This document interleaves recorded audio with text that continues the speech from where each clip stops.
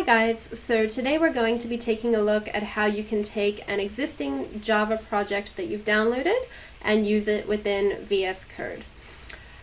So I'll put a link below the video to the direct download of the file that I'm using as an example within this video so that you can download it yourself. But I've already downloaded the zip file into here. So what I'm going to do now is just right click. You can unzip the file using whatever program you like. I'm using 7-zip, so extract files. I'll just extract the folder into the location where I keep my Java projects. Click OK.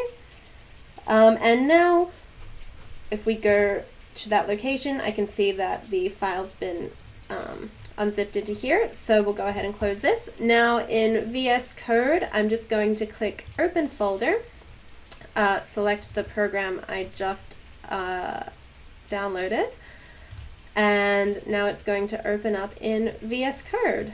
So you can see here that the project we've downloaded is called Importing Projects, and if we click on Source here, we can see it contains two files, hello and operator.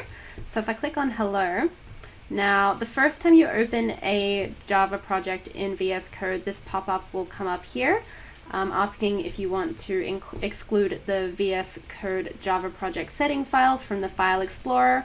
This will just exclude these files from the sidebar here. I would recommend just selecting Exclude Globally just to make everything simpler for future downloads.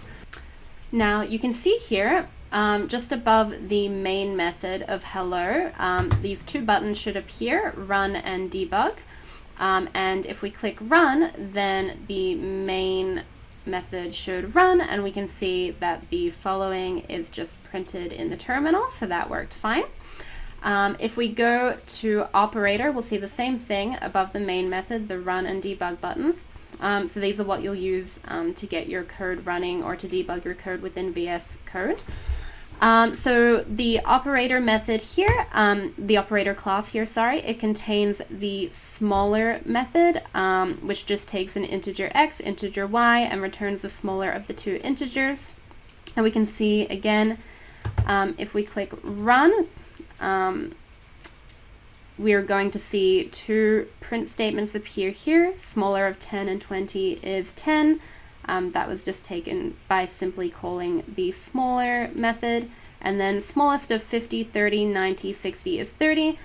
This is found by calling the smaller method 2 times and then calling the smaller method on the return values of those two instances of the smaller method. And now that I have this project open in VS Code, I can edit it however I like. You know, any changes I make, I just need to make sure that I click save up here.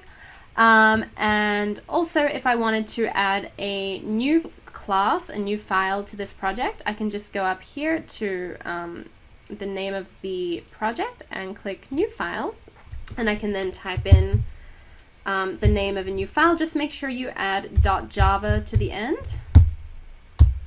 And now if I want to create the new sum class, I can do it in here.